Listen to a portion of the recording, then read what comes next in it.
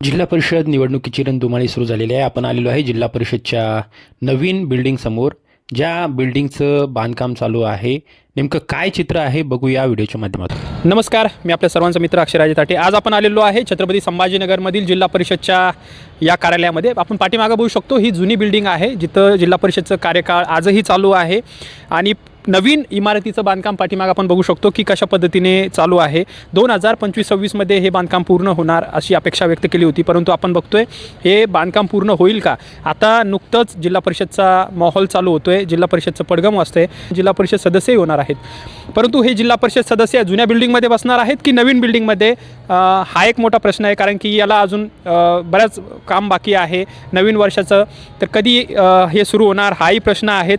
नेमकं आपण जाणून घेणार आहोत की या बिल्डिंगची सध्याची स्थिती काय आहे, नवीनची आणि जुन्याची, आणि कधीपर्यंत हे बिल्डिंग होईल आणि काय काय सुविधा या नवीन जिल्हा परिषद सदस्यांना मिळणार आहे. काय वाटतं दादा की कधीपर्यंत होऊ शकतं हे? मला असं वाटतं की मी सांगण्यापेक्षा तुम्ही कार्यकारी अभियंता जिल्हा परिषद यांना विचारा. त्याचबरोबर माननीय मुख्य वित्त व लेखा अधिकारी जिल्हा परिषद यांनाही विचारा. कारण कार्यकारी अभियंता हे काम करणारं एजन्सी आहे आणि ही वित्त अधिकारी जे आहेत ते त्यांना पैसे देणारं एजन्सी आहे. म्हणून 25-26 या वर्षी ह्यांनी किती काम केलं आहे आणि त्यांना पैसे किती देण्यात आलेले आहेत याचं विवरण ते देऊ शकतात. माझी माहिती अशी आहे, कारण त्यांनी मलाही काही महिन्यांच्या पूर्वी माहिती दिलेली आहे जी माझ्याकडे उपलब्ध आहे. त्याच्यावरून आणि काही वरिष्ठ पातळीवरच्या अधिकाऱ्यांशी पण माझी चर्चा झाली. त्याच्यावरून असं निदर्शनास येतं की या इमारतीमध्ये ती तुम्ही बघता ही केवढी भव्य इमारत आहे. याला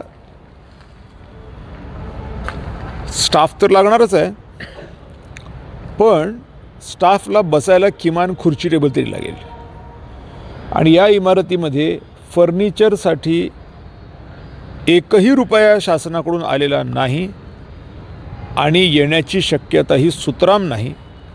उलट जिल्हा परिषदेच्या स्वतःच्या उत्पन्नातले 10 करोड रुपये हे मध्यंतरीच्या काळामध्ये राज्य शासनाने वापरल्याचं माझ्या लक्षात आणून दिलं गेलेलं आहे.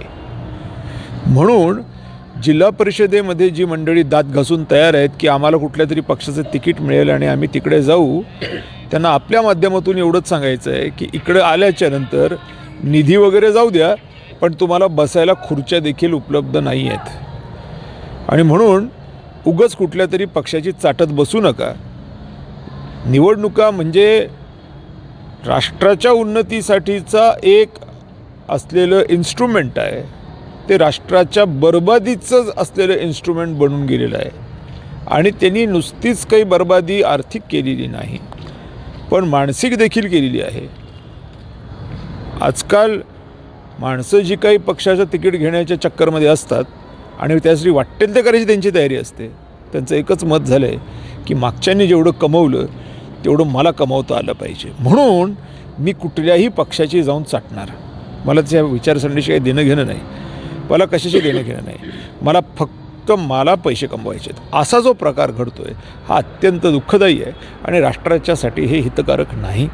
म्हणून आर्थिक दृष्टिकोनातनं, वैचारिक दृष्टिकोनातनं राष्ट्राचा विचार करणारे लोक निवडणुकीच्या माध्यमातून जर का पदावरती गेले तर आणि तरच हा गोंधळ थांबेल. नाही तर पुन्हा सांगतो की इथे नवीन जिल्हा परिषद सदस्यांना बसायला खुर्च्या देखील नाहीत.